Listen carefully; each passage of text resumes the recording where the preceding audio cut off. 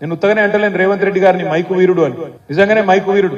Mic పట్టుకోగానే ఏమన్నాడు, ఇగో loan తెచ్చుకోనో లేవలని ఉంటే ఉరుకుర్రి, చెప్పని ఉరుకుర్రి, బ్యాంకుకు వన్రి, 2 లక్షల రుణం తెచ్చుకోన్రి, నేను వస్తూనే ఉన్నా, డిసెంబర్ 9 నాడు సంతకం పెడతా, మాఫీ చేస్తా అన్నాడు. డిసెంబర్ 9 అన్నాడు, కానీ ఏమైందో ఏందో 2 రోజుల ముందే ప్రమాణ స్వీకారం చేసిండు డిసెంబర్ 7 నాడు. ఎందుకు 2 రోజులు ఆలస్యం అయితే ఎవడన్నా కుర్చెత్తుకపోతాడేమో అనుకున్నాడు. ఆయనతో 2 రోజుల ముందు ప్రమాణ స్వీకారం చేసిండు. 2 రోజుల ముందు ప్రమాణ స్వీకారం అయితే చేసిండు, కానీ 2 లక్షల రుణం మాత్రం ఇంతవరకు అత్తలేదు పత్తలేదు. డిసెంబర్ 9 పోయింది, జనవరి 9 పోయింది, ఫిబ్రవరి 9 పోయింది, మార్చి 9 పోయింది, ఏప్రిల్ 9 కూడా నిన్నగాక మొన్న పోయింది. 4 నెలలు నిండింది, 5వ నెలలో పడ్డం. మరి ఏమైందా రేవంత్ రెడ్డి గారు?